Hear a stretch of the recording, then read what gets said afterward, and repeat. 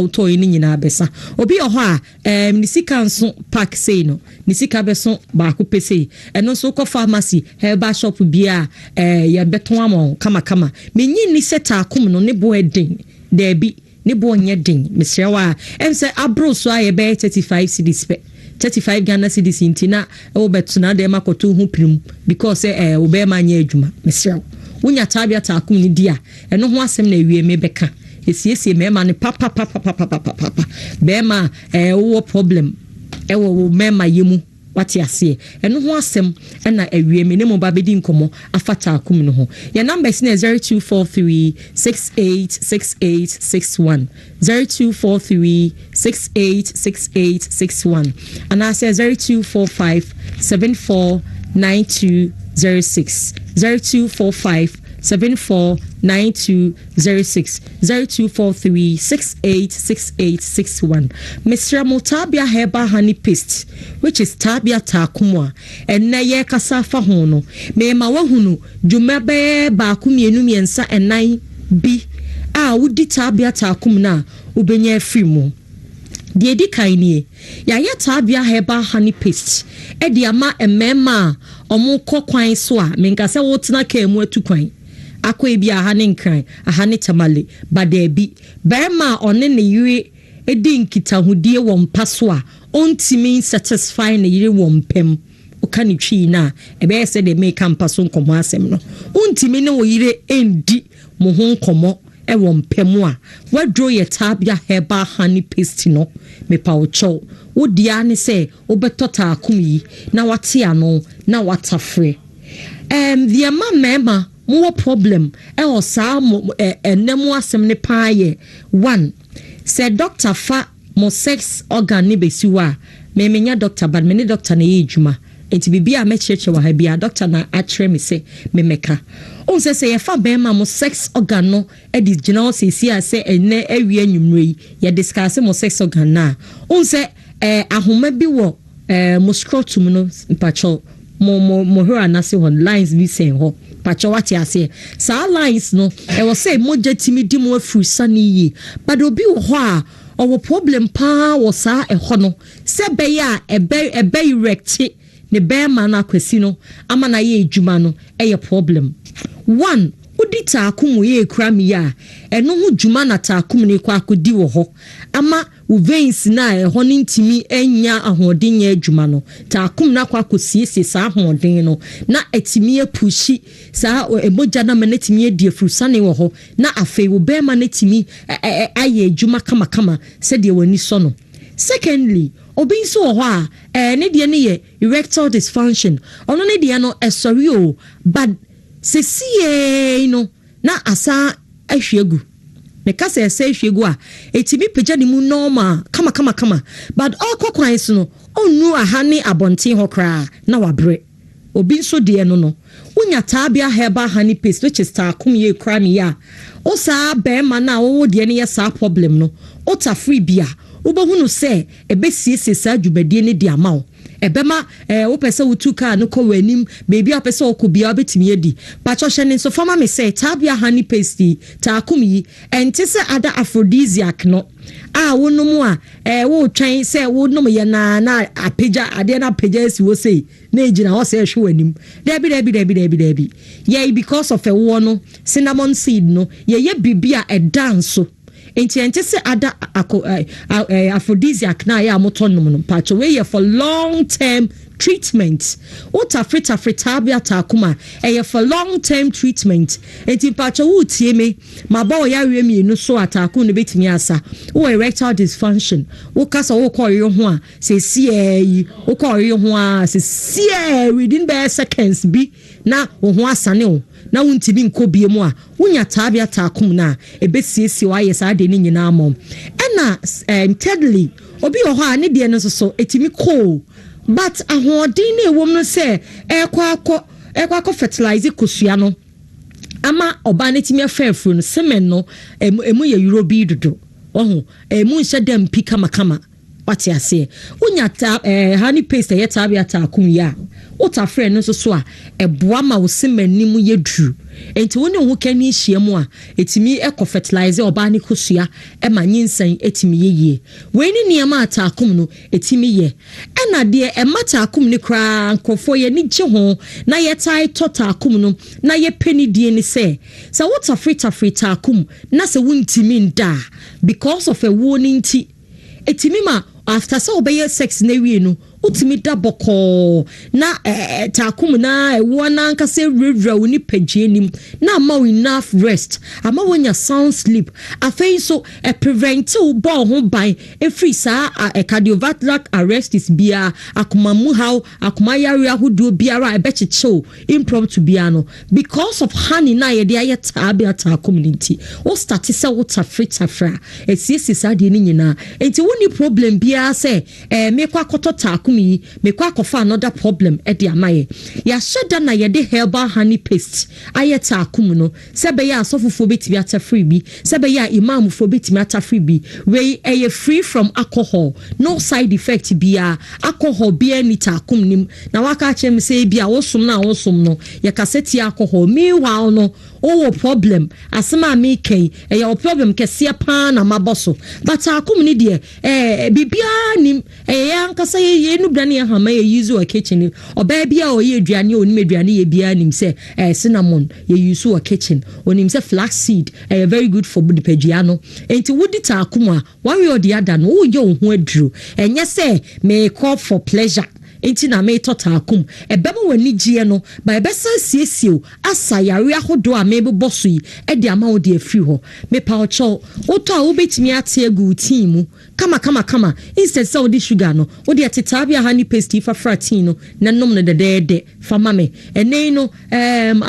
asofofo ni bebre yadamo asesem wo di se adwuma ne maye because mo de ta akum na eye counseling no because wo ni sofo be di nkomo ni sofo be kasa awie sofo ma me ko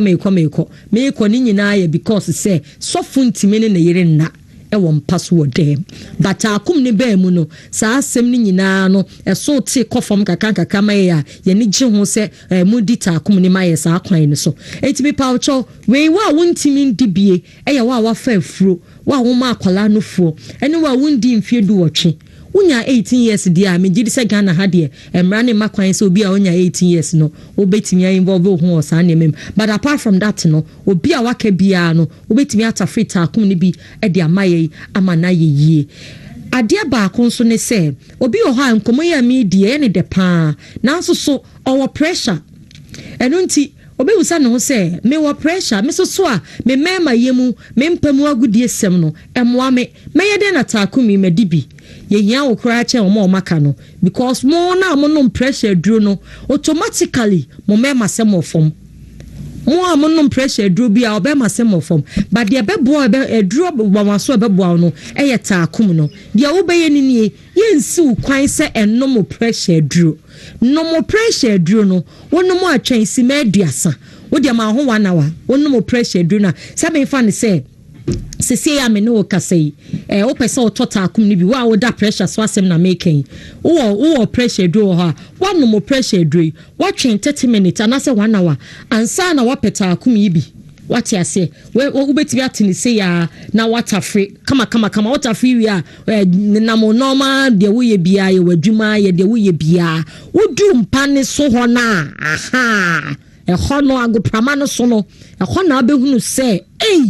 edro ya abaye ka hu asemi edro pa na aboa me Mr. your numbers near 0243686861 and I say 0245749206 0245749206 wa for fra mesi menkotota akum ni bi ntafre wonya 18 years enkotobi Mr. wa o ma kola no fo nso a enkonkotobi apart from that no yenya yaka bia no ye betimi akotota akum ni bi edi na ansa na me sorry so no kai se bema ubotom ya ta akum no na o anda ho wa kwasi no bomodia make sure say anopa okenya ne ho a de aka no de be ya adwuma emfa nkonkotena da me na se ho because of what problem inti and that akum ni yi saa ne mani nyina de afio they say kwa de me hu se nkrofot na da me ase de aka ne ye omo tena bet na se etwe na twetan no because say onim say ne yare sa no wonya aduro bia but akum wo ho say be siesie na eyi saa de ni nyina e de afio ho aduro no wakoto bibi ne yamre ni nti etimi kan nyina wa ha o pese woni e din komo bi privately ye no be kasa open dudu atu a ye be che ba bi abenya bi kolina ko ho misi eba ho apidan ko ho sax pharmacy nei pharmacy ejoso nso renal herbal shop no so ejoso zongo market o ko ho obenya bi ato menim ba bi a o peta bia herbal product akwa ato awunya bi nto enkan ye nanabo ache tinatet mo dependable mo halos mo omo doso wo ko kan shi drug lane o se wo peta bia takum ni bi se o pese wo tunu bebre no maka cho se ya ni se do sopo wo ko ho a obenya bi ato pick your numbers ni bio me pa cho the industry so second one no am say mistake akra wom eno 0243 686861 and as 0245 749206 0245 749206 Tabia herbal product no wonso enum bi famaye KK I'm done. All right, you are done. Oh, yes. Okay, and have a nice weekend. Why? Thank you. Same to you. All right, thank you. Why? Now, since our takumune, na iniwachi adekwa ode koyeno. But watch him. Yeah, obu products na yeah very very good inti. Ubetumi afre numbers no so sisia na also Tabia products no Kwaku pebi echira kwan very very very good obu products no menfa ni agro malaria ho ni nyina very very very good. Nka instruma pa enso engu ne bag mu enantisa. Weekend bi akura bi Friday bi aguna bisa no becha obako. Yeah twa jumedie no so Talk Ghana Jumedie so any still on Wood to me TV Friday afternoon. Yeah, 12 Jumedie no so me pacho yanko yanim na fe yehwe sane niema etie. Mabobo ensem ni bi so ede achiro na ene ensem no ye toa so a. Ansana nsroma pa ebebu awrem no na meka eye koko eho ensem na koko hu ensabi akwakoye ensabu pi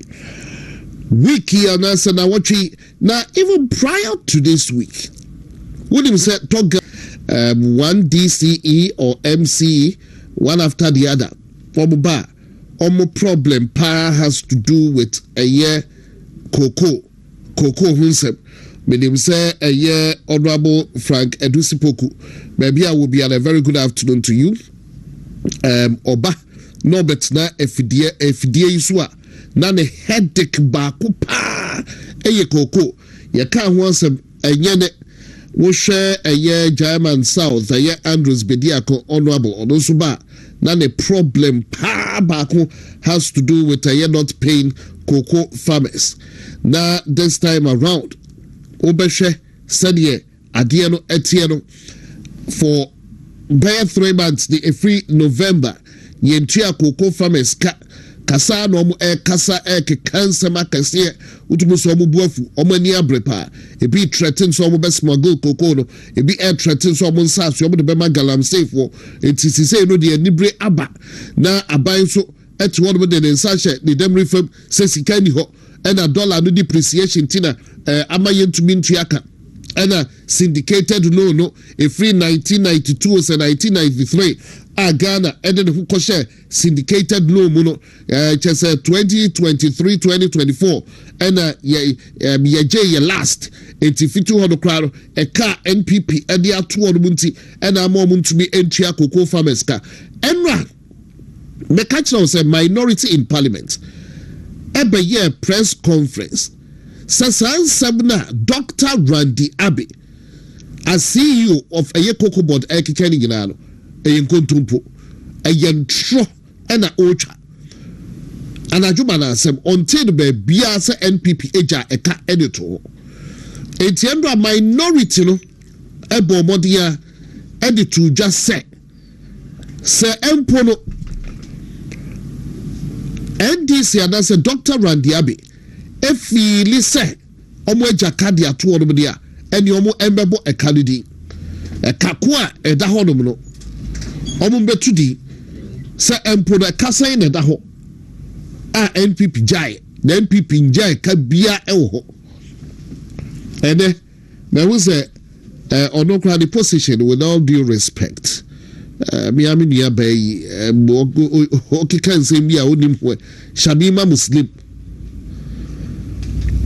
quote figures bi 32.9 Triakoko farmers cows ye jaka on na mumu free hodem first time na kasa na mujai branda be triakoko farmers car mo na musu bo betumi aye ye and ye betumi na say 7,000 ye ho kro de ba bia ye do no and na me Shamima Muslim etwantro bi na 32.9 billion na ho enu koko farmer na o de ye de na no kra no me hwe say betumi reach out to a committee no the asase a ka no kra na all can no kra say bi so obo na generate here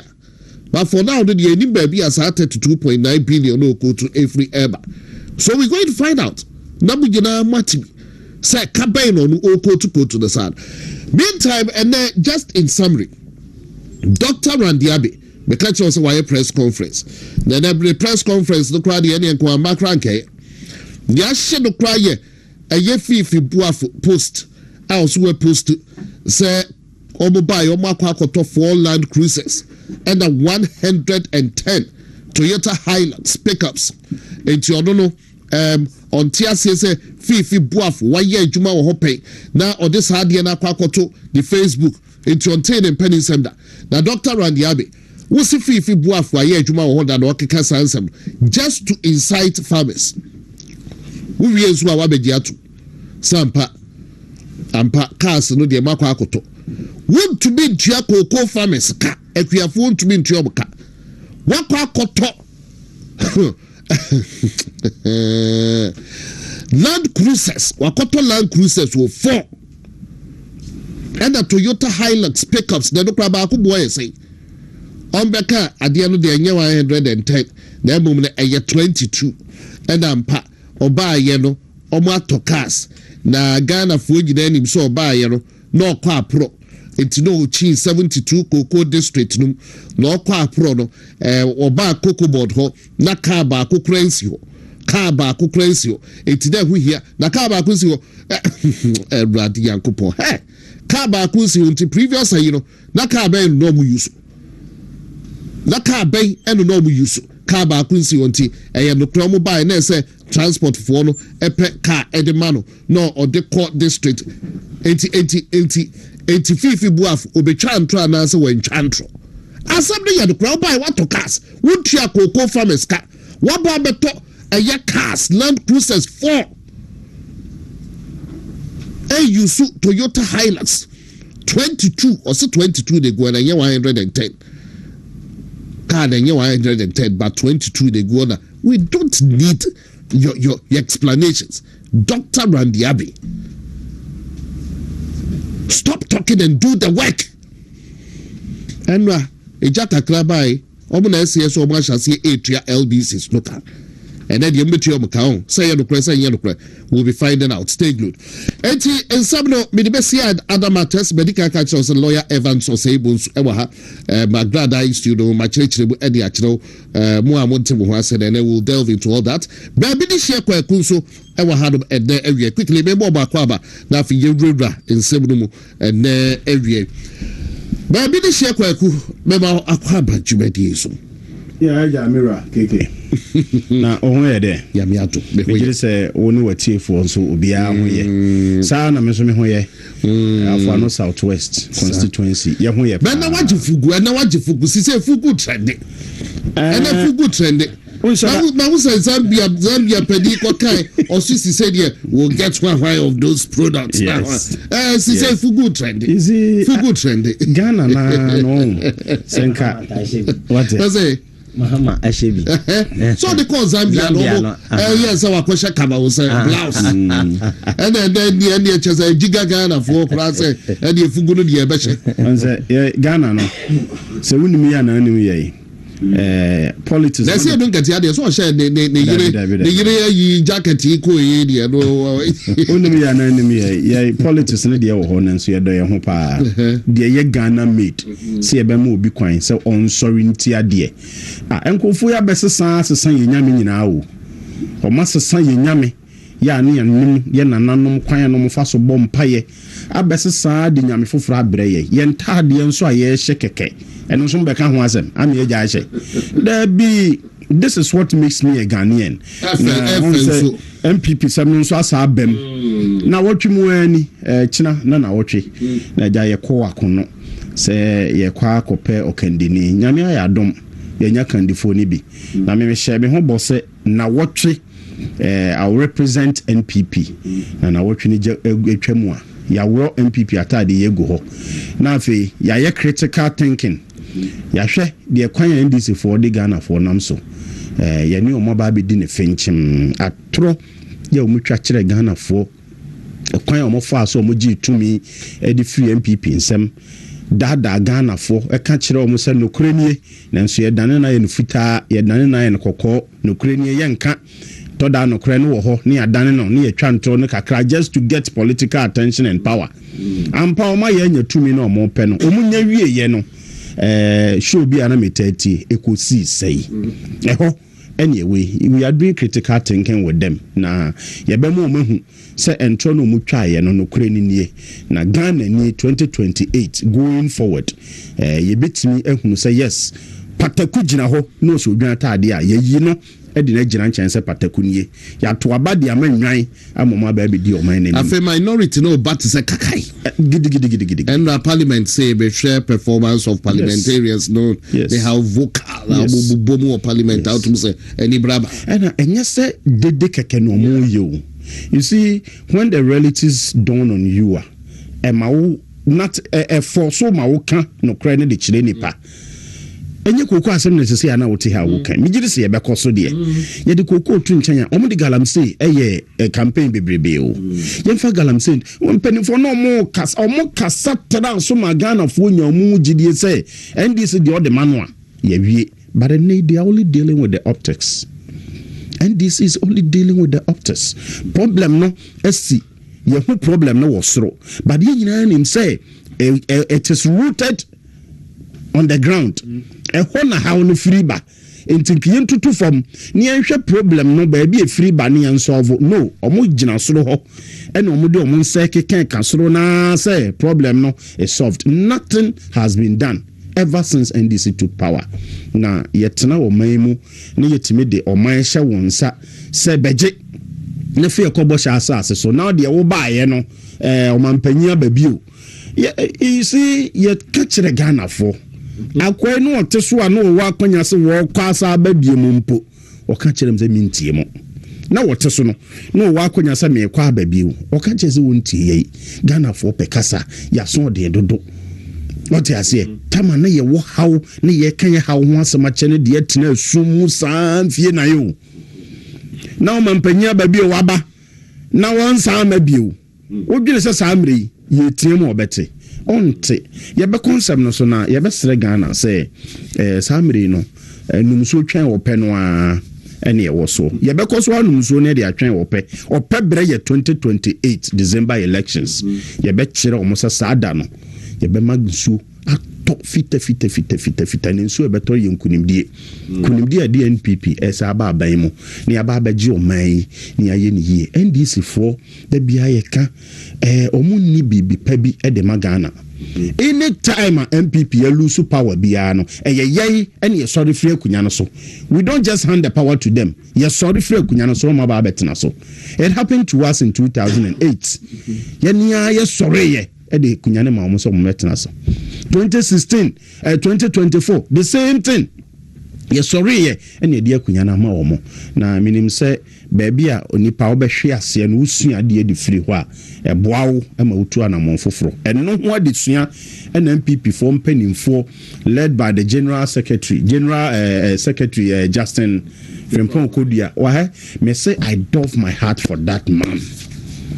Why are you baby bia o motena yesusu ye hye ye say mumien ko to abawe yintem o nyame nhyira sa mpanimfoɔ no MPP mpanimfoɔ dwene na ɔmo dwene ma ne kɔ akyire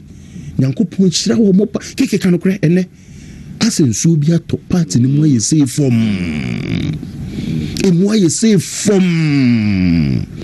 wonse samiri no yɛbɛma ho kwan mo bia leke ne wounds kakra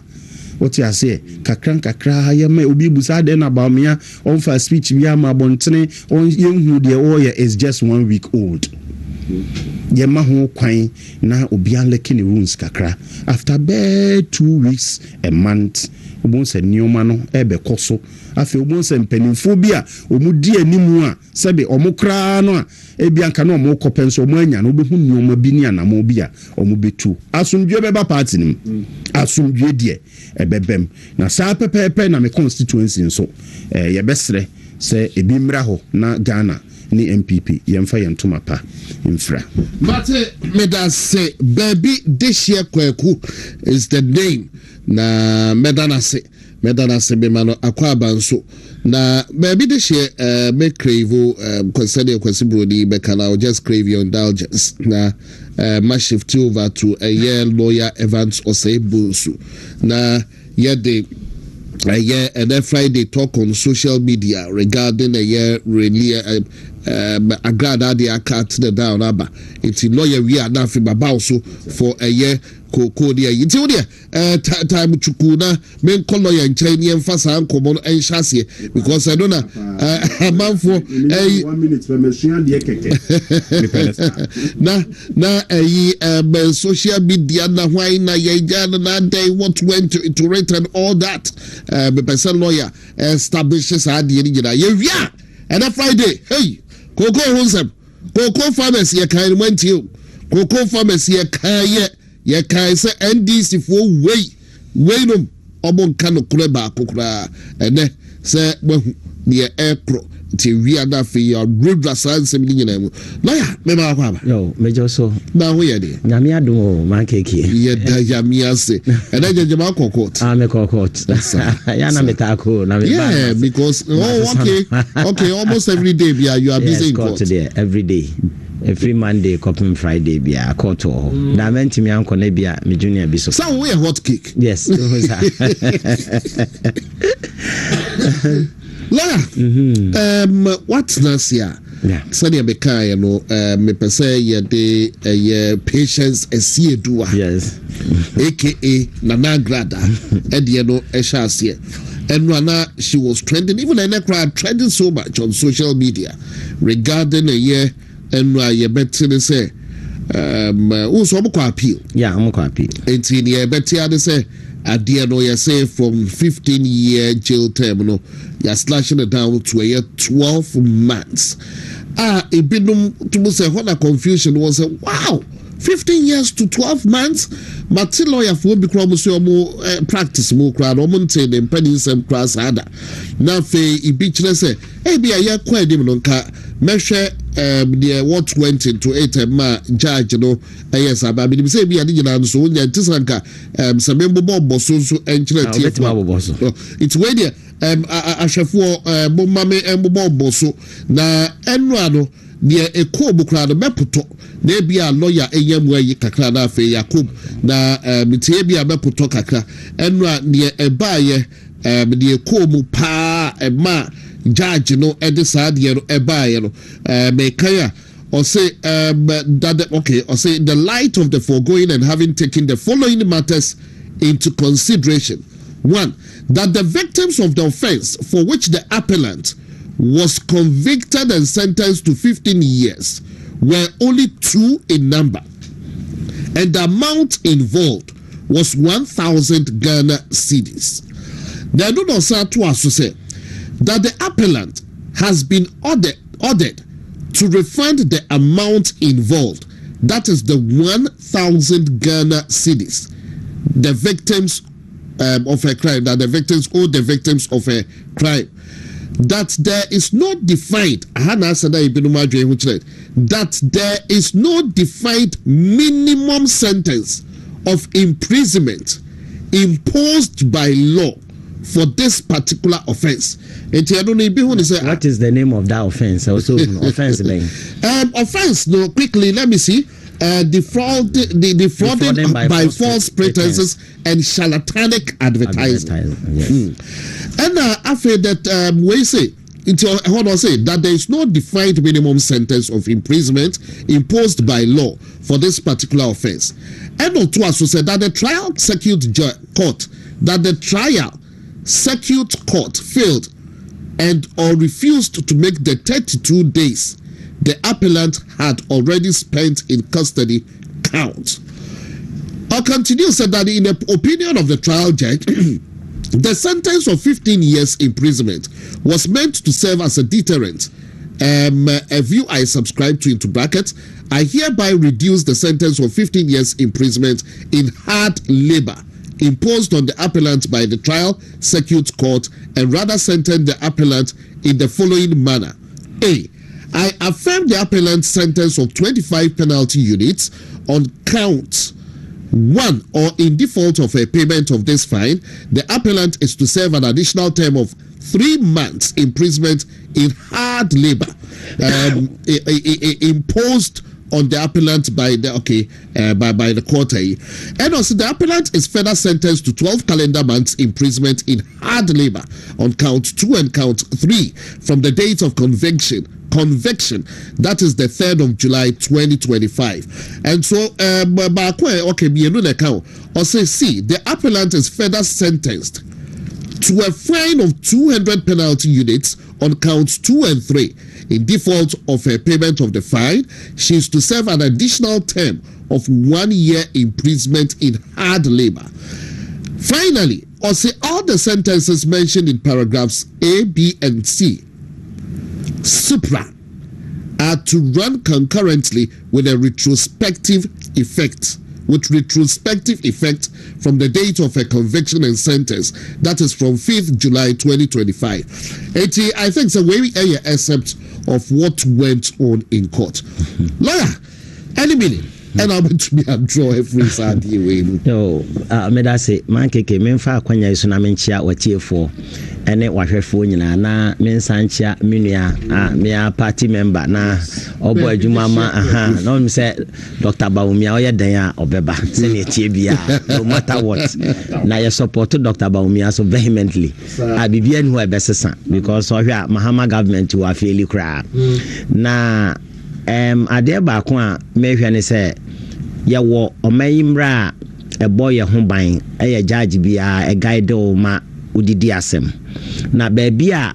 yede be ma wo no just a bia define sentencing regime offense no bon say de ma wa na define sentencing regime a se nipa no form a also de twena so nti da bia na me kan say already article 1911 a ya na say all offenses must be defined and the penalty for it must be prescribed in our written law. So if you read the 1992 Constitution of the Republic of Ghana, article 19 clause 11, it says that all offenses must be defined and the penalty for it must be prescribed in our written law.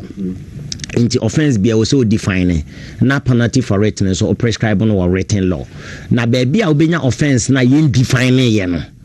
And also we defining offense number one for the punishment no. The judge is guided by section 296 of Act 30. Na mpese ya kan section 296 of Act 30 near this one there kakra. So section 296 of Act 30. Or say clause section 1 or say section 296 of Act 30 na mekan. Also where a criminal offense is declared by an enactment to be a first degree felony and the punishment for that offense is not specified, a person convicted of that offense is liable to imprisonment for life or any lesser term. And the person watching say felony ya bone mu kese ana misdemeanor aya bone nketenkete. And the person can say baby act way e define ana akire mu say offense bi ya bone kese no bone ne di kan pa no ya first degree felony ti say wakum ni pa na bibi etesa no na ya specify no say yen specify asotwe was say dem awa e was say judge ne etimi mawo imprisonment a life and I say otimi mawo any lesser term ebia ope na che se eno no wo ye saa bɔne ne se bɔne no enkyere asotwe wo se ye de ma wo a e wo se judge na etimi ma wo life imprisonment entimi de ye mfaton bi ti se police ni na okokum maajoa no on se na wo hwe ma murder no ana se memfa ne se bibi ti se manslaughter no na akyere punishment wo se ye de ma wo manslaughter ana murder no nso akyere punishment wo se ye de ma so obo apa na obo no tuo saa makomakonum na kun na kyese murder intention ne wo ho o ko so unlawful damage na de man no na as a result of that nso owu o saa unlawful damage nim it would differ e ho no say na wo say judge nso ebu awukum for because ana ye act na kyere ba won say maajo case no o command life imprisonment o ko use section 296 na eno so no offense ne ye di kan define dada it won't mean ka say offense aye define wo free act no de guide o na wo ama ne punishment for e ho say na me ne judge no enya adwene now yen san koso. The second one me was say where a criminal offense which is not an offense mentioned in subsection 5 is declared by enactment to be a second degree felony. That's a bonena emudu de atosumienu. A second degree felony and the punishment for that offense is not specified. A person convicted of that offense is liable to a term of imprisonment not exceeding 10 years. Pacho betima hwombi. Na wakan ha. Aha de ochre say bonena atosumienu no. Section 296 subsection 2 bɔne ne de tosumi ne bi ne defrauding by false pretense say why bɔne bi a wadada obi afa kwan so na waji ne sika eno ye bɔne a tosumi enu it will by of offense ni ma e was section criminal act ni ma e was section 131 it is section 131 no oba a kyerɛ offense korona ye friend defrauding by false pretense say wadada obi no afa kwan so no waji ne sika enti se enumpo enkyerɛ ese asotwe se ne de ma na yemfa ne say act ne nkyerɛ ba mekyerɛ say act na kyerɛ yemfa ne say act ne kura nkyerɛ se bon asotwe se ne wase de ma wa sa act 30 no section 296 na abekyerɛ wo de kan homa enke where a criminal offense which is not an offense mentioned in subsection 5 is declared by an enactment to be a second degree felony. I mean, be a obehuni say your criminal offense way no. Ya mention bone bi wo section 5 no. Na sa section 5 no. Sa bone no ya bodin say a second degree felony na bone a ano odin etosumienu no. And the punishment for that offense is not specified. Enti se akoba se sa asotwe a wase de ma no se act ni mu bia nka ho asem a o anka bone a asotwe a yemfama wa a person convicted of that offense is liable to a term of imprisonment not exceeding 10 years. Na sa anka asotwe sa ya wase de ma wa wu nipa bia court no betwe waso bia no asotwe na e wase de ma wo eni kwan se eye esuachen 10 years. And to be able, science should be what can you read? You see, the person what say offense near first degree felony, offense near said they are not dim pass who community now could to abanyagu and I say hijacking no quaje. I could I call and I say ship will be for no hijacking and say, oh man, ya buying ship will be an IBV tessa. And no your bonnet cassia by your friend first degree felony. Bonnet the yake to upon your friend in misdemeanor. Misdemeanor no ya near marketing kete. The bonnet ya say your first degree felony, second degree felony. In the second degree felony ni bini say defrauding by false pretense contrary to section 131. And no na agrada ade no ya de ba ko no defrauding by false pretense. It doesn't matter amount to do bia ni paneje ye. Obetima je 1 cedi. But then I'm not that down, no, they just 1 cedi krana. It doesn't matter the quantum of the money because law na nka sikana do answer. Yes, you do. Eti over section 131 na a chrese offense na Nkansah no a define degree felony no a ye fe no defrauding by false pretense what the mami mirror say section 134 na section 1 okay 131 yeah, they said the say defrauding by false pretense or say a person who defrauds any other person by false pretense commit a second degree felony. Obi a ordinary no be dada obi agi ni sika bia no emfa ho ni sika na waje no wa commit second degree felony. It is second degree felony na ya nature say bone ne de toso mienu ana wa committee. It's a glad idea. Said the case there is second degree felony. Into yen santo or say section 2 no say a person who by means of false pretense or by personation obtains or attempts to obtain the consent of another person to part with or transfer the ownership of a thing by false representation. Obi of the nano better than nipa bi aye na adwene say ontua sika bi mana na wade de na afa kwan bi so agye ne sika in say nipa no wade adefe and afa so de agye acting in accordance with instruction, orders or request of the president or member of the cabinet commit a second degree felony. Also obi out there say bi a the president din wo de hwan na de akwakoda da obi na de agye ne sika wo commit offense bi aye etoso mienu a friend second degree felony. Na yensanko under section 1 and is liable to a term of imprisonment of not less than 10 years and not more than 25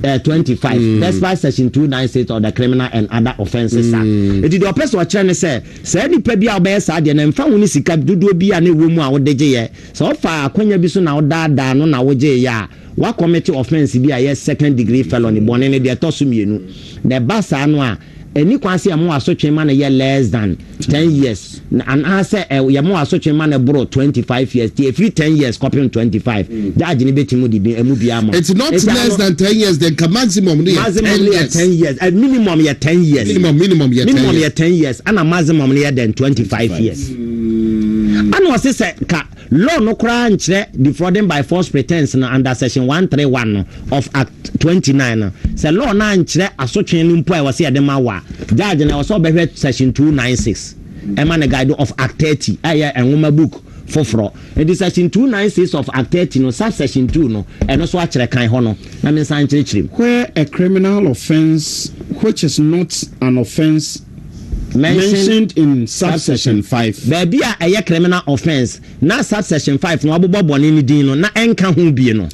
is declared by enactment today to be a second degree felony. Nessa obehwe enwoma nim nessa ye bone etoso mienu a nessa wo judge no unhuni nessa ubehwem na ye bone a etoso mienu te se obi adada obi na and a punishment for that offense is not specified. Ekoba se offense ni abodi nenso asotwe a ye de bema no ya anka no nwoma book no mu a person convicted of that offense is liable to a term of imprisonment not exceeding 10 years. And Ekoba sa ne se odi for atemuafo nanimu a wo judge na wadi for no asotwe na ode bema no eni kwan se eye less than 10 years na e was say e free ye den eko 10 years iko bia she say agree that the amount of 12 months which is 1 year. Yes, eti dia me pesa me kire mu ne say if you look at these two acts, act 29 of criminal offences act no and act 30 of the criminal offences act ni nyina no defining the offense of second degree felony. An offense no the minimum that a judge can give you 10 years, the maximum 25 years. The judge ni betima ma 10 to 25 years. The amount the sentencing regime the sentencing regime has been defined by the act.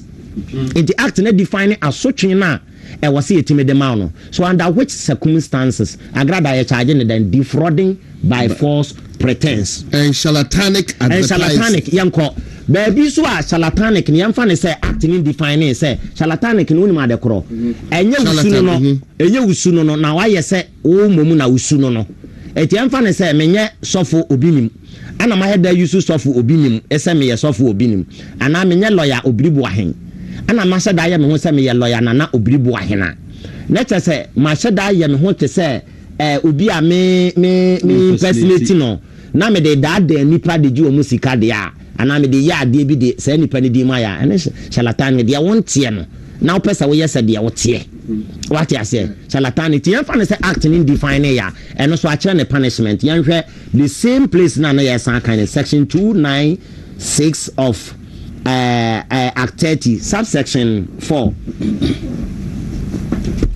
yes. And there also charlatanic no a misdemeanor charlatanic no a misdemeanor a niaman ketengete nti hwe that kind also subsection 4 okay where a criminal offense which is not an offense mentioned in subsection 5 a criminal offense bia na enya offense I mentioned was subsection 5 say bia ye first degree felony bone kese no and it's is declared by an enactment to be a misdemeanor. Necessary enwoma krata ya di sentence no act ni mu na atro say a misdemeanor a nyema nketenkete bone nketenkete te say charlatanic offense and the punishment for that offense is not specified. Se ko ba se punishment a wo se de ma wa so twen no ya modini wo mu a o judge no se hwa aha no e kai wo de obeye. Person convicted for that offense is liable to a term of imprisonment not exceeding 3 years. It is a wo judge na ko ba se ye nyema nketenkete se watimi wakame mpo ana wadidi matam watimi no wakame ana charlatanic na se nkyere punishment was so de ma e was a woman enfie me enti ni yiro mo aboa no just one year kra no e was a ma untie me yemfa ne se charlatanic e do de ni kra na e was so ma untie kra do be 3 years enfie me nsa enti minimum no kra do enya minimum no kra enfie me nsa watimi wakame entokwa no eni bi no kra was so ma untie me nsa that is say yaba no 12 months ana wo judge ne yaba appeal enti yaba appeal nesenka wo se wo ujai na kra no a the minimum sentence na wasa wo de man because custodial sentence de man na se wo pese obe man custodial sentence kra fine na wo de be man no any kwanse fine ya keto because 10 years what they call fine mu na se 12 penalty unit one penalty unit kra ye 12 cities how many counts and you gina so ya the ball no it's when say no e ho na be reading here no say ansa no be ye hwe we yo it na be reading judge na no bu asem no or say that the victims of the offense for which the appellant was convicted and sentenced to 15 years were only 2 in number, and the amount involved was 1,000 Ghana cedis. 1,000 Ghana cedis.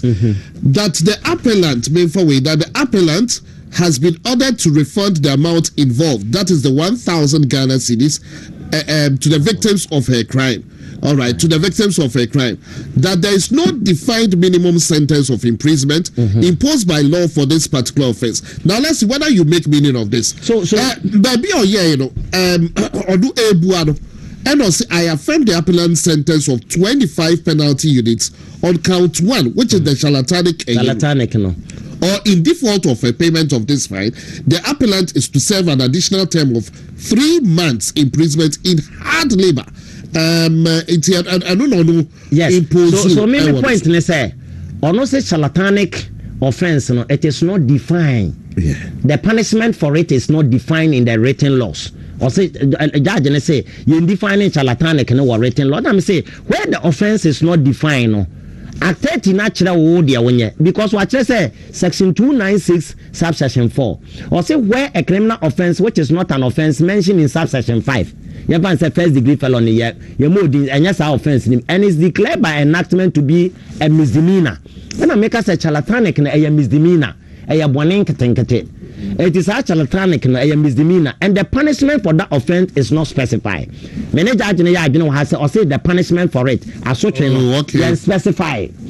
specify punishment in there or say a person convicted of that offense is liable to a term of imprisonment not exceeding 3 years. It also money 3 years as such. It did a judge and say you define it. Sa offense in intino or yes you into no work of fine do say but the definition is here the judge can be guided by section 296 of act 30 so charlatanic offense na misdemeanor no say misdemeanor ya bonin ketengete sa bonin ketengete asotwe was here the ma oni kwan say isu achene 3 years e was here twon aso 3 years eti adenti when as a judge no fine agrada na reduce sentence na kwa one final minimum sentence of 3 years. Now in this case a state no versus rather say well who was the year that a state no a state no they didn't know this so I'm telling you about Muhammad's court you understand that I mean no disrespect to any judge but this is Muhammad's court. You understand that? So my point I mean can say Osha misdemeanor na e ho cry 3 years. Me nya ma sika na o define no. Sika ni de mini problem ho and the judge na discretion. Judge ni fi say 3 years no ma equating to 25 penalty units. And the 25 penalty unit no one penalty unit be at 12 cedis. 4 times 25 mami. One penalty unit be at 12 cedis. And the 4 times 12 times 25. Ubenya eno kra ubenya 300. And I'm at 300 cedis na ma fine na and your discretion of the judge a many problem but say wo 3 million na de toto 3 years punishment ho a ese so se punishment is akoda wo so de ma no 3 years so de na ko afiase a na say wo de kwaye no 25 penalty unit ko e ko fine 3 million na is it reasonable? That is the question I'm asking. That's a basically 300 cedis. It's my first charlatanic offense in Nkwa. I am misdemeanor. I am boning kete ewo ye mrenum. And was say boning kete bia na yenchre asotwe was here the man no. O judge no fa woni behwe section 296. Section 296 a o many pana asotwe a fa ne ko emfie miensa. Less than 3 years. Not less than 3 years. It is not less than 3 years. Next one ti so ama anko man 3 years on konkodamu a. Na o ko fine sika famu a wa ko fine 3 million pe. It is 3 million and 3 years ye pe. Me pa to keke wa o ka 3 million it is nesika 300 Ghana cedis. Mama nchro or say where a criminal offense which is not an offense mentioned in subsection 5 is declared by enactment to be a misdemeanor. Charlatanic offense na misdemeanor. And the punishment for that offense is not specified. So punishment for charlatanic offense na bi ana ye nkyere wo mere nim say asochi say na pama no tie wo say wo judge no be guided by this hwahano mansa. A person convicted of that offense is liable to a term of imprisonment not exceeding 3 years. Eti mana asochi a emoro 3 years so na free 1 year ekopem 3 years bia obetime di amano. Eti no so reduce sentence ne de ba 1 year kura me ne judge ni problem but as a judge no command a fine of what 1 year command 300 Ghana cedis so low on say na discretion obetima yesa but it is so low as a wohwemu a Ghana for obetima ka cho sent to say agrada am fine 3 million 3 million na ko ka chen say sika na oje ye ne ye sika only 1000 something 1000 cedis no law na nche sika dodo a woje a wo say wukomu sa 10 to 25 years no and it could be 100 billion bet my 1 cedi wo that will be 1 cedi krana and also defrauding by false pretense actually say the copy to pay and san kan obi section 131 oh yeah tears here to save time no yes but quickly that's in the trial judge they all say in its opinion the sentence of 15 years was meant to serve as a deterrent no view he subscribes to but he hereby how do you reduce 15 years in hard I disagree in total with the judge, the submission or the reasoning judgment of the judge on the basis that say defrauding by false pretense na about defrauding by false pretense mienu and bakubia no man of 15 years na bakubia 15 years mienu na kaya 30 and no man run concurrently. Yeah, we consecutive. Yeah, we currently say consecutive. Obe serve 15. We have serve another 15. But concurrently, let's say 15 in there go together and they move back. Okay, no, yeah, A, B, and C. Supra. Yes, Supra. So A, B, and C no judge need to move back. Open man. 15 or 10 to 25 years no man 15. 15 years na to serve as a deterrent for what? It no offense na actually say sika bigi se sika no so ansa na yetimi ama 15 ana no law ne kire se onya de na no da wa na emfa ho se 1 cedi emfa ho se 1 billion waje every 10 years copying 25 years emu bia otimi de asotwe ma ana charge ne man 15 for bonini mienu ani nyina wodo wano ada wo mo ana o se en running cat obi we nko 15 na nka emom ka manya 30 na enso enam so kan ko currently ntino o ko only 15 pe judge nti we punishment ben no de ama wa no odin na numpo na sa wo judge no court of a high court judge no o ba bete so aba na wo sa wo kokote so ekokoye no ese onko serve only 12 months pe so minimum sentence no enye 10 years but no get it say be would say 1000 cedis pe and alone maybe that's a KK we are all servant of the rules and we need to worship the rules ye nyina aye yankoa wo mrade nim na wose asomra no so emra no hemfa na aka se e wose ubu obi 1000 cedis ansa anase ubu obi 1 billion ansa anase also the law is the law the law is the law thank you Chief Justice the law is the law so the law stipulates clearly say no matter the quantum of the amount once the ingredients of what defrauding by false pretense what me establish, the sentencing regime should begin from the minimum sentence of 10 years and the maximum sentence of 25 years. But lawyer but in conclusion, what do you make of the case? It will say. In fact, maybe the me say I did with the a lawyer for me cannot too much so what you say. Influence be mean to me person. I feel like they say I don't be how the way you raise it and then honor the appeal there was. You see, Adia Bakwa Eha Ghana pa ye. I mean no disrespect bebre yo majuma, but Adia Bakwa had a state prosecutors nibi. Because ansana lawyer no bia okwa appeal no kra na e bia sabio me dey asam kama no system na so e bia watia prosecutor no na so state prosecutor no me so obo ami na we dey ye no ketwa bi ma me inti state prosecutor no so ate ase ana omokọ judge anim so no ya kan bibi inti judge so ate ase inti ye we are state the anti state na aboka o mine na aboka because they also won say ye kasa republica e ya ban na won nanya because the offense of a criminal offense no it is very injurious to the state but it is not injurious to you the person that the offense has been committed against enye de aye boni na tia no no ana ya nya no na emu me ya ban na aye boni na tia ntisa mete yi so obi kum me ba enye me no aye boni tia na chese ya ban nti okona ban se nolly prosecutor ameja no ana say state prosecutor na say aye no 1 year man na fine just 3 million man nko ne ba bia na chese me bana me wo no maboka agukwa because individual entity initiate a criminal prosecution by virtue of Article 88 Clause 1 and 2 of the 1992 Constitution of the Republic of Ghana. It is only Attorney General and award the prosecutorial powers to prosecute. Okay. Lawyer, good evening, KK. Please let lawyer explain the English, not exceeding the 3 years. It's rather confusing the public. Oh, sir, and anyone say bro 3 years. Yes. So, I know you're charlatanic, no. Et ya hono ni kwa say punishment misdemeanor, ni kwa say so. Et free in free 1 month and I say 1 day a copy 3 years. It will be a judge. It's a god and Kwenya crown or what you can so you by me. And a charlatanic Canadian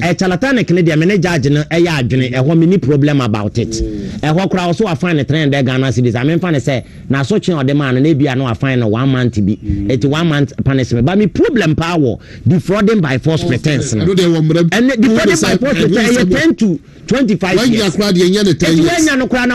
I also about 10 years. Now 10 years no any punishment at the command 1 year no emrano say na can say wo judge no we free the sentencing regime no because the act has prescribed a sentencing regime for the offense committed. Lawyer beba waje wa home na mako baby de share Kwaku enchai ebi ono nso de beba baby foforo afai na mesaba lawyer wo nchai bi abehwe be time me baby wa watching we say mo bagide di say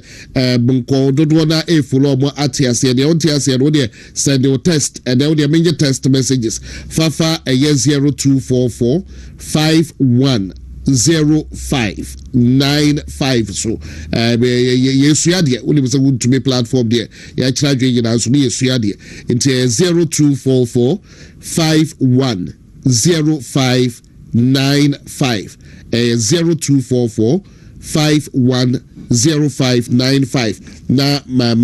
ma bob homo de akenkai e de ama obetumi nso join here with YouTube ma ka cho say ewia say me nim where the ya na happen to me Facebook no and probably was a Facebook here really I just don't know but we have challenges it obetumi join here with YouTube you want to be TV live with YouTube me sampa lawyer nchebio after baby de share Kwaku behwe other ones can one awatri submission of no case chairman would to be then some echo court yet for submission of no case now man for the after a this was a justice here friends a deputy chief justice just one the social media guys wow what about the Facebook bro for 10 and the lawyer chairman would to be submission of no case kwasibrodika submission of no case e wo local ha yes court judge no krana order say omo nya omo file justice names I abetro brofo tentente e wo the page ya bebo wo dia na ya je no so tia wansa ba bi de ubabo we so te wada say yanko koko die no na a lawyer for kasa o se me ko kan se be na ki u peja me na go to the patent ko ho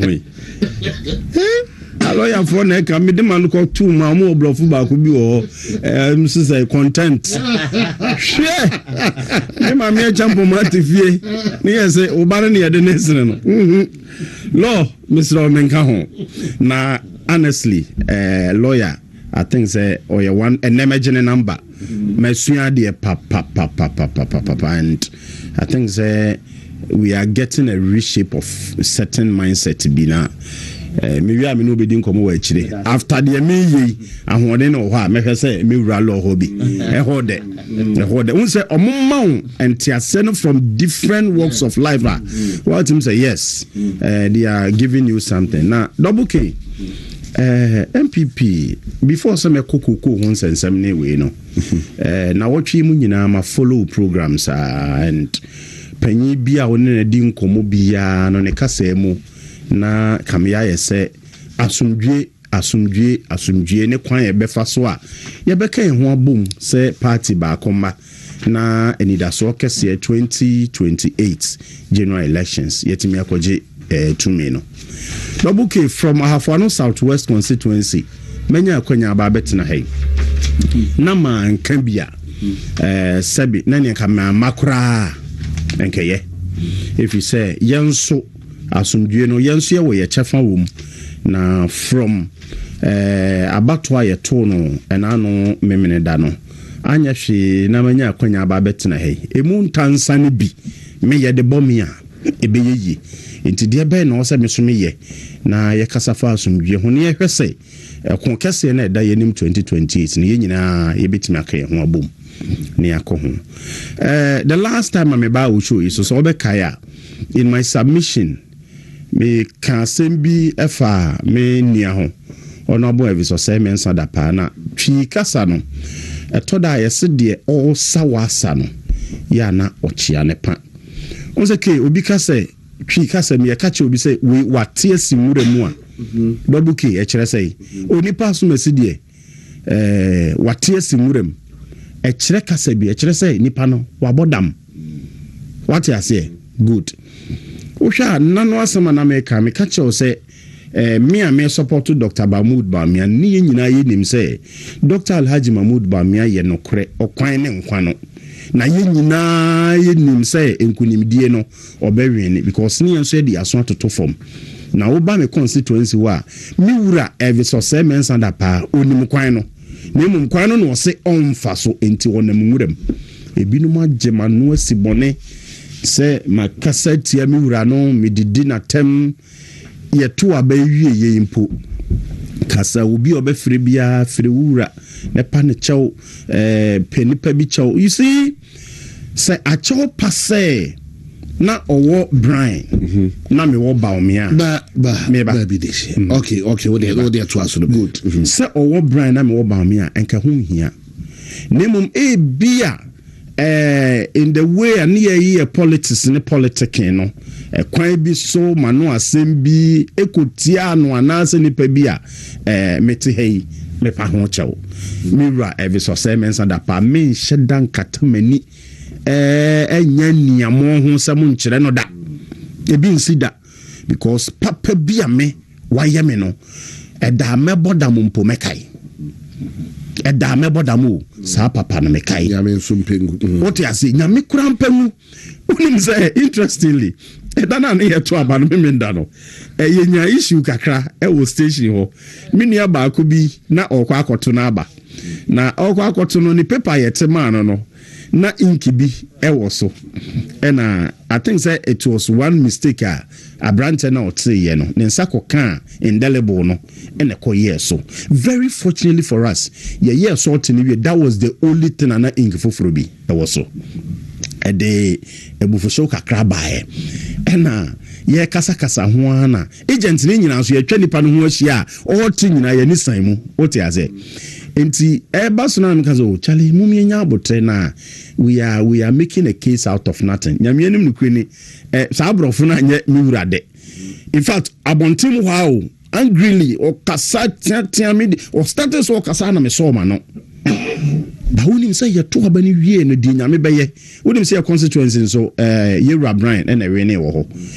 ye nya one single problem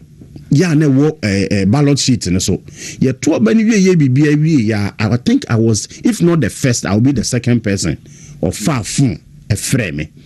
say wo why adwumaden why ade nanso next time no ye ne say won hu odo enti ekwan bi so no se mi wura metia ne nan so ayese ba bia ye kyekere aboa no ehwa na ye dai ye sane no metimi abobo nipa no mu bidin ya time na campaign ni koso asomdwe na nti na ma me yesa time na campaign ni koso mo na minia ba ko paake ono no wo Brian no Kennedy no free ho later oba Brian den me wo fa chairman Eric ono so no bo adwuma ma me papa Kennedy den no ye kasemu ma no an shedan tia bi but the kind of aggression ana ye ne mpanifo bi didi nkomo no nse on a normal day untimi kra no wo fa ania no baba yesa nanso ye campaign ni election ti edurumne bi a obi e bo ne de ho ban ti no na o se ba bi o so ha wani kasa kakra no ha wani ti me wo fa chairman Eric minua your friend say Nkansah ya ono so afi esinani so say youth organizing position no opese ono so ba which of course me free constituency one there eye me so ma say say me bone ho ban na me ye bibi e ma ono so ani so ade ho ne dey ebam enti asomdwe ne de e besere ba bibia ye mu bi yetia obi na so obi a otia na so ye de acha dada wati ase na ba bia obi a ye yenso yetia na so na manya akwanya te ha die na mesere se ba bia se be ye peja ba akoto ye bia no ye mfanto fo mbredwo achaupa na and reconciliation that is it na me wia atese a very good afternoon to you Honorable Elvis Dapa. Yes. Honorable Elvis Dapa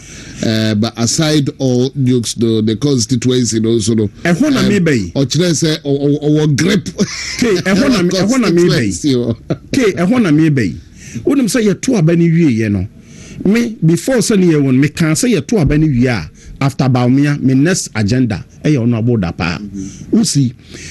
if you are man for Ninsen be or Mokika, Anna, one support to her until say at 12. You see, and now Yewura or say Kyeremanteng, I started a certain call. Say party penny for the home. No monche. Se be ye ya, na so money no ebe koben kromua. Ye parliamentarians 87 or more parliament to say 86 say no yempe kwan bi so emmo wo ho ban go yes no I think so who be that for you I think 2028 elections yeah now Honorable Dapa is one of those kinda se party no enimu a omomo ne ho ban ye pa ke woni de nti American sa enipa constituency ne by default have no southwest by default na ye ba o me adia by default na ye honso na Yewura ewo eno waka na yeah onemu na ofiri ho eko Kennedy onim so ko Kennedy no the attention is switching from Baumia to Kennedy Yewura Dapa or carry the attention of the constituency no from Baumia na ye default no to Kennedy ema mi braba ko sabi mi ntimi money din wa ha me buni pa Tama Yewura free Kennedy sa call Brian no make us be a kyeremo na masre party mpanifo as ade o free Kennedy e call Brian no Brian ka say Honorable Dapa na ho be say free ha na wasami nyina ya ba yen say no chinkwa ha okay mate me nka ne bedwam ba bia wakono meto aba akọ but me atete say de Tama de me ba Kennedy no me wa say de be ya amanfo no hu me se oti se oche I tell you what to aba de call Brian in the dying minute Yewura can say we free Kennedy call Brian the attention switch again now we share results by ya Edia dance say Abranten constituency no omodono. Now even prior to elections, I do more year I was grounds war for here a dance say constituency no edono no motene kasa enipa yewura pa single-handedly wako wo momwa when impact wo mo life positively no keke senka eye Dr. Mahmoud Bawumia ene da pa kura abegina ho a megiri senka da pa bewe ne because in the dying minute now to switch it from Kennedy to Brian Emma constituency no follow ekoto abama Brian we ne constituency na mestre party mpani for ma yato abawie no enipa we reconciliation enipa we support to yemfanto nchen na enipa bi sa ye parliamentarians omo ho no me especially my constituency honorable dapa party ni mo ne ho ban ye that man is good for the constituency si e bon ho ban ya constituency ni do no omo tene kasa it doesn't mean say be a omo delegate no omo and reason enough but sabe they would didi ma obidi no they wako umwa no bible kura say there was sense ma osuani kruwa ba kunom no say ni pan ye oh I don't know there I know work no bekom because yen taken for granted I think say ba ku ya what no go independent stretch is on cry is your friend say oh yeah and your budget yeah appear could be sa the body guarantee there's a reconciliation. Honorable Elvis Dapa, a very good afternoon to you. Say no dear, united we stand, divided we fall. We call how we baha. Na Bawumia nti you know wako Dr. Mahmoud Bawumia ni fie. Yeah, it was Samira omo chese efekeke na samre na mepesa me fa kwanya we so na me dampani for be miensa bi ase and the doma sita da ye di kan Dr. Nana ayu efriye efijase papa na ye memwa bi ene honorable Kwaku Amprechum Mampong ena yewura ye former member of parliament Honorable Johnson Kwaku Adu ye maame ba ko ka ho adutum wa ono so ono yewura da pa na be pray tama ye ko primaries no ena yewura Elvis Semensa da pa na mu because at da me the yewura da pa ena share ase na mpanifo we abeka bo mu ayememu ani bia ma na wo ma se emra metie ya na nye dobuke ye di we nyina to nchen na ye ba behwe the way forward Ghana nsensem eni ekoku nsensem yi ki enti o my Ghana ebeye yeni dobuke Ghana ebeye yeni se mi busasa no nkyere se obia ni wono ma Ghana eda na koma so aye ready so obey ni yewu nanso mpremprem mu omo ye de Ghana ase omo nsai omo obeye ni yeni. That is what I mean. Dobuke, how can the farmer who feeds Ghana how can the farmer okuanina or hwe Ghana se Ghana nsabe kona no how can that same farmer struggle to cater for his family okuanina obo Ghana ho bra ebo ma Ghana yensa koya no say okuani we yi bre say obe feed wono ne ho ene ne ma. Don't you think say eya asemu emudu na eya asemu etimide omai basa yo eba na koko kuani so hwe Ghana yamamuro ene ye economy a koko a carry for number of years enanu ya na gold yiba o gold what to say ya Ghana ya ready Ghana economy na koko gold ene project say it is the leading commodity gold what to be that said the leading commodity a project Ghana Ghana ye gold what to be that all this while it has been cocoa nanso cocoa kuani no ene wo brese wo no abenya aduane adi under this bogus NDC government under this Mahama bogus government for the first time in this country lawyer your friends me the lawyer Kennedy ho Randy Abe in opposition na otina radio so kasa na he seems sensible than anyone na okasa te say de sabe onim nyansa chen obi a sabe nyansa ye ka no paper so eni nyansa ye de adwuma ma se koye no double k enso so ye wo mo omo kasai ranti wo krom anom asim say de Ghana manwa ye de cocoa board yi hye ne nsa randia be waye ni yi awie ene wotumi atoka ama wo ho oni wadwuma yefo directors mo de daka mu ya cocoa kuani na wono na kobre akone na mahasuo mu awowo ne awowo di asie abra nya cocoa di abra krache se me bra no fa ho sika ma me no sa cocoa kuani we boso me miensa nie bronya kra cocoa kuafo ani bi omo ani bi because abamboni bi aba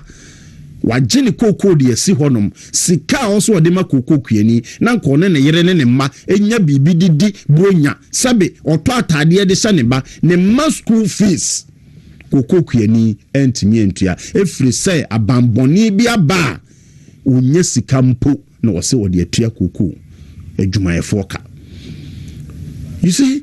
ya na o kan see a the bigger picture no ebi hu ne ye, and the bigger picture is that o man no ye nam kwan so a ye kwa akota minem Ghana man ye nam kwan so a ye kwa akota minem fisa kokwa a ebo Ghana ho ban kokwa a ehwe Ghana maye kokwa a sabe ye de ahwe Ghana economy for years na ban bi aba on the way coming etimi share kokwa kuani bo ekeka nsam de emrade etoto ayampia keka de enim nyina. Now they are known for that because Yewra John Dramani Mahama was Genesis Impiesu Kache say in the time of campaign, in the time of politics, no krane da ho yen ka ni etwantro. Nti santro ni bi no mutwachere Ghana na say kokwa na Yewra Nanado Dankwa Akufo-Addo eba ban mu obeto se na enuru 5 million. Ena emi ya no. Na ho ka koko nebo enuru 5 million. 475. Nanado Dankwa Akufo-Addo ene Dr. Alhaji Mahmoud Bamia etimi be peja koko buono e de call 3,200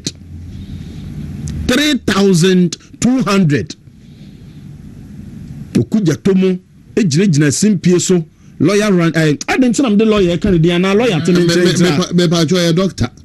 Randy Abemo etejira platform so kasaye say koko no ene ato hwan forcing say ye ba ye de mo beko 6,000 6,500 to 7,000 the video bia very short bia na mesra na kwa me say ka ondi mu jubana me say do 1 minute brother.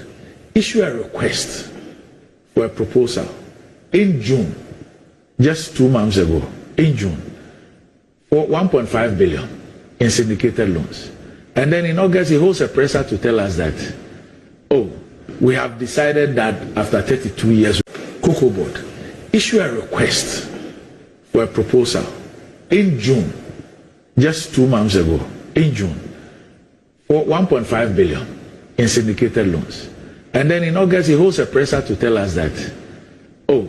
we have decided that after 32 years, with all our experience and everything, we won't go for it again. It has nothing to do with the foreign banks. It's a paradigm shift. We will raise the money from here. We will save $150 million. Now, when the CEO is asked, so what is that strategy that you're going to use to do that? He says that we will let you know in due course. Cocoa Board issue a request. Or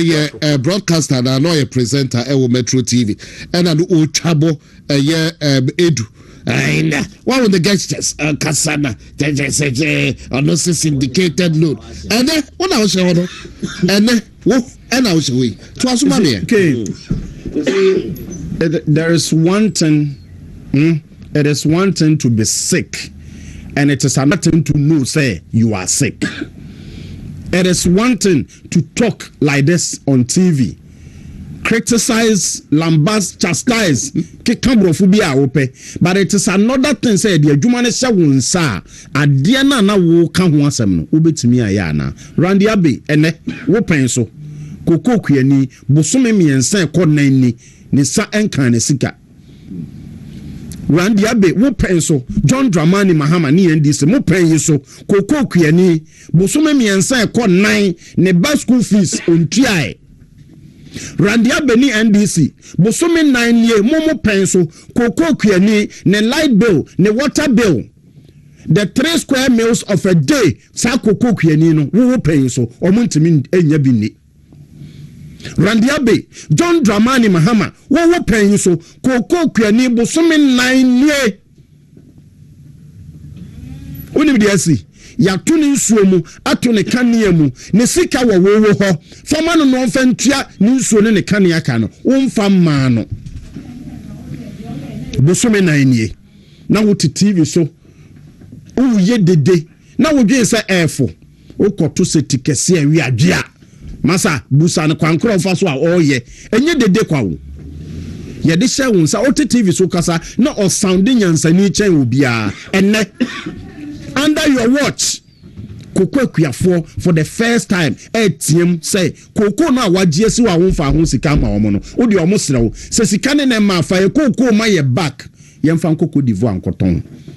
we enye fere Koko Akuafo say ye sika ye Koko no wo de sika na se wonya man ne Koko ni de ye dia ye ne na de ho de ko breye ene ye ne nya Koko no se wontimi fa sika ne ma ye bosumi ni after 4 months fa Koko ni ma ye back Cote d'Ivoire ha ya ye betimi de akọ jesika. That is what the ordinary cocoa farmer is saying. Who pay so but they are not TV so okay. Is it not shameful? Is it not shameful as Ghanaians? Is this not shameful? And yet ferry under John Dramani Mahama who pay you so. Na Koko Kuyani di sika ni Koko abreu. Na ono ese pacha se wo de sika no mi hia bio. Mi hia sika ni bio. Fa mi Koko abano. Fa mame. Na me fanko baby foforo nkoton. Ene Koko Akuafo e de omo Koko e magalam say yes. E twa Koko gu. All because Koko ni ye ho adwuma kosisen ya sika e fata ye na seye no ye nsanka nanso galamse sika na de sabe krofasa shew e ba ani ntimu what the other you are still looking for solutions do the no look for you what try say the oil in sa okasa you see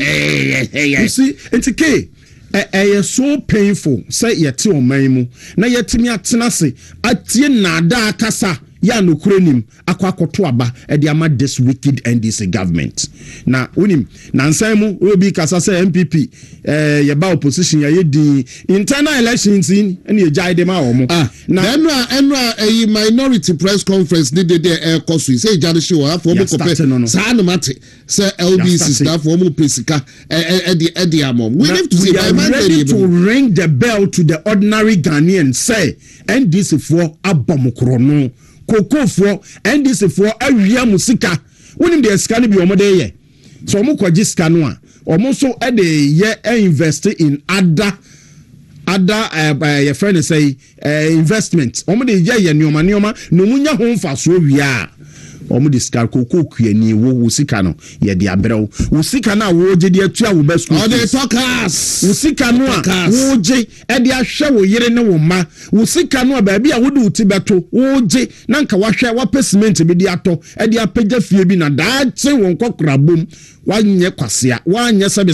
sansani no NDC for abom sa akro no we na sa akro no we ne yema Ghana for hu say yentimi nkoso entena se enhwɛ NDC so omunye se na wo kasa ya omse dollars wate wo kasa ya omse inflation aba from enra eyi bia menya ya omse January inflation 3.8 they are only dealing with the optics problem no wo ho NDC is not ready to solve the problem they are only massaging issues ukoko omse aban papa aba aban fun we aban fun we NDC aban fun we ya dollars wate nanso wo kodwomu a aban fun we de President Mahama it doesn't reflect anything in the market but omuna mabontino mu yedede dollars wate na minim sa na Ghana ne problem nyina ne say dollar esonte keka sa ne problem nyina no dia ene na Ghana ye wo haw Sani a problem nyina ne say dollar ne so ntia then Ghanaians ye wo problem because dollar no ne how ne say esonte ne nyansunso ansopa e wo ya brabom esonte enye dollar yi na omko ka ho asem omka say koko omko akotum a omse dollar no eso atenti no eso atenti na sika no. Look at this, sorry TV so na man hwe ma no be cancel bi. Look at this nonsense.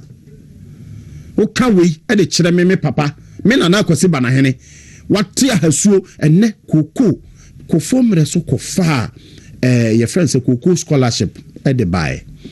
Jebusa John Dramani Mahama ne penyi so e ho asem to say ne penyi so na koko kuani na akra yentimi ntua ne ka ne ba school fees ne betua koko kuani no John Dramani Mahama ababio wo de wa ban fun we abo ne kro no ato forcing wo de da wo tena platform so ye akua form sempa enne no kra na ba no kra ne say de no mo ka ne nyina na ye ntro John Dramani Mahama ka kyerem say no kra no ho mo nka omunim no kra no say na nado danko akufu ado bon ho modene e be pagya mo e de mo free 475 de mo ko 32 million 3,200 me kan 32 million na me na beti ase omo ka kyerem say ye be ko 6,000 7,000 na akromfo we na unim say akromfo botaya say akromfo botaya unim de frɛ no kromfo obotaya unim de odane NDC ni politician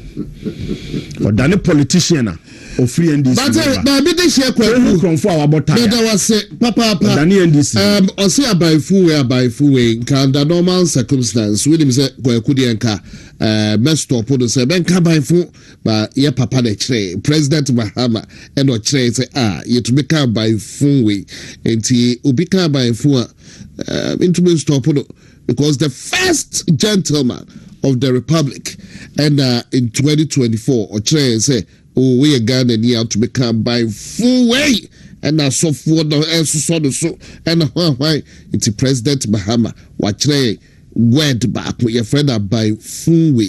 into the Misumiye di yeah twaso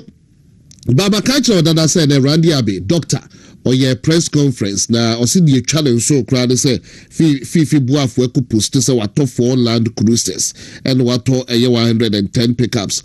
obejitu say cars no dey wato pa no dey call 72 districts of a cocoa growing areas the 72 districts no Dr. Randia baby so 72 districts now wato land cruiser any Hilux pickups edi chimo 72 districts of cocoa e yiwana udi remuno then the free buy what you Ghana and now say what the wakuya no call district mo udi ko si ho eno na ye obofe and ka uchi musu ye chimu no ye tuaboka na matoka de call district nyina na me buy ma metoka de sa say we de hwan na se be ka kire hwan e na se be ka kire se ka no de mato na be di chinchi cocoa growing areas e de ko si say what you oboka omuji obusika free November omuji obusika chance na tue obukawai na mo kasa dodo la ya kwaya di ba na encha omo de no si akase e bodo ba na say ye dey a submission of no case bodo tawe na ya ohwe act 30 na section 173 beba chwe bi afed what you in a submission of no case no this week the one and only governor the chairman Bernard Entry Buesiako chairman wuntumi the case na war court no what is submission of no case say judge no say prosecution no enya omo enya submission of no case no ba na akwakoye ensebo p enti lawyer me pacho brebu emame meet you there is a legal term bia you used to say he who alleges must prove beyond reasonable doubt. That means that the burden I was already proven. Obi a alleges obi a di born and when I was also prove beyond reasonable doubt. And this went me and prove and over burden now at that prosecution that was also proven so it's about 97%. And already yes, section 173 of Act 30 now there can say where at the close of the evidence in support of the charge it appears to the court that a case is not made out against the accused sufficiently to require the accused to make a defense, the court shall, as to that particular charge, acquit the accused. enti the attorney say all prosecution you bears a lot of burden was say na ultimate prove case ni beyond reasonable doubt so prosecution no kan wasem nyina wie de wadanse for bana de o ma de obedi adanse nyina kasa no wantimi enya sufficient evidence entimi amfa ama entia prosecution entimi enya amfa entia accused person na enya na accused person no onya require say obetimi opinion defense because enya accused person na betima make you case ni so flamboyant abe you case na ma na ye kama de ama wo wona wo se wahu ne say wa ye boni we e dey say when ntimi am prove dia pursuant to section 173 no na was say accused person the lawyer eye bibi a friend submission of no case na say muni asem bi amode bon enti accused no eni kwan so ordinary yie kura o kasa na ordinary yie kura ba enti court ni nyae no enti court no ko hwemu a na ampa submission of no case no o ma nya sempa bi amana that means that the accused person needs to establish a prima facie case against what the prosecution needs to establish a prima facie case against the accused person. So pursuant to section 173 of Act 30, the prosecution needs to what? Establish a prima facie evidence, a prima facie case against the accused person. It is when to me I establish a prima facie case there. Then I was a defense lawyer no etimi eye bibi a friend submission of no case motion at the side the court na nim say court ni nya na mananko ma any kwan so open the defense kra no can bibia because of can bibia be ba be boa prosecution na man case na the enti entwam na so we the demeanor of the judge na say we are because me ye bi wo court na say cancel this one there you have to file an application for submission of no case. That means that na judge na akura hu say prosecution ntimi amoye kwa adu bia asem ode to yeso na nya no kore enti judge na akwa cham say so cancel when will you file submission of no case na bra me file ye na ampa judge ne so gitum ema ojai accused person am no say accused person akobokoro no almost akọ robbery. There is no evidence of evidence accused person or wakọ robbery bia na cha say ntwato so na mo de to no so it a bra prosecution started born ko adu ni nyina na cha say ingredients bia ni na asem na all kanimu judge na say cancel will make a submission of no case and to yes submission of no case say prosecution ntimi improve the guilt of what of the accused person and when you have sufficient evidence bia amfantia no enti ehia say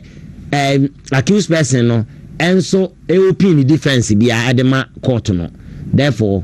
I was say or apply for submission of no case and I say or filing motion application now justice term side they brought for 10 no betro say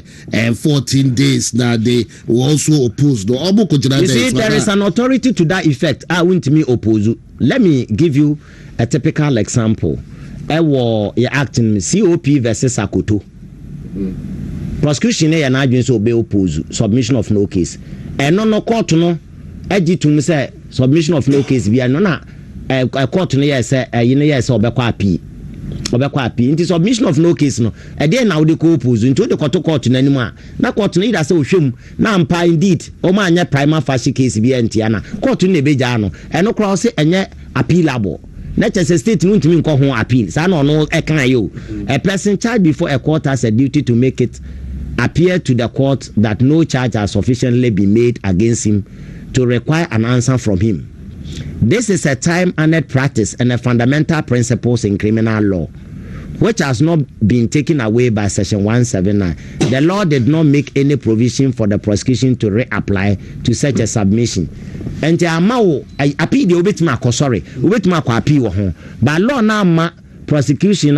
bia say won so prosecution no o wa kwan say provision bia say prosecution obetimi reapply to such a submission say obekwa akoya application bia san de asan ba wachi say o san pese de phrase once or the submission of no case ne bekwa court beji atum no court ni nya gitum a obejae na say wagitum say ampa no prima facie case has been established against the accused person obejae no nti justice side dey no na we oppose what dey oppose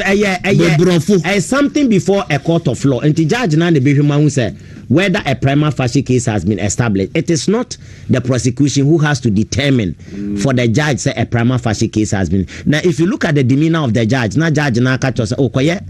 where they say cancel by submission of no case. Let's just say, who say, or per se, who say, so there is a likelihood, say, minimum say, ABR, won't to me, lawyer, and cancel by submission of no case. And I judge and say, cancel by submission of no case. And I'm here, the demeanor of Attorney General, a deputy Attorney General, and let's just say, a judge, you know, who say judge and a crap so book case in you, and anything or say, or bet filing opposition, and that's our position, you know. Okay,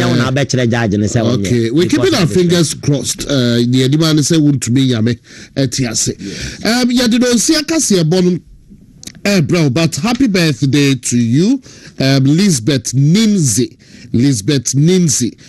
We are student midwife level 300 at nursing and midwifery training college at Kumasi. Into Elizabeth Ninzi,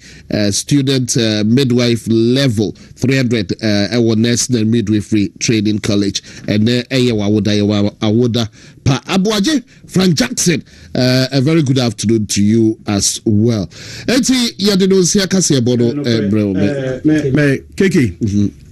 kuyani bi ascending the Armstrong owo kunsu osini cocoa bags owo 52 bags 27 kilos.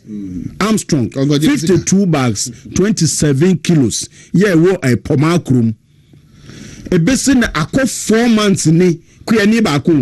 ne sanka ne sika the incoming youth organizer wa no peka afa koko na se omode koko divoire akwa and John Dramani Mahama and also the subsidies na machi aminu baby Amelia baby obi oti asenua ya oton waka ma wo bant madwom machi na machi aminu ama na de make can say me hu say divers fo bi ese omo Aranke Mahama, the most powerful one president in the development so and so. Now when you say 24-hour economy or the buy. Now say no can who be no ranking no. Bahama is our hope. Cocoa farmers ye abuya ben kabo. Why no mamu ho den o mamu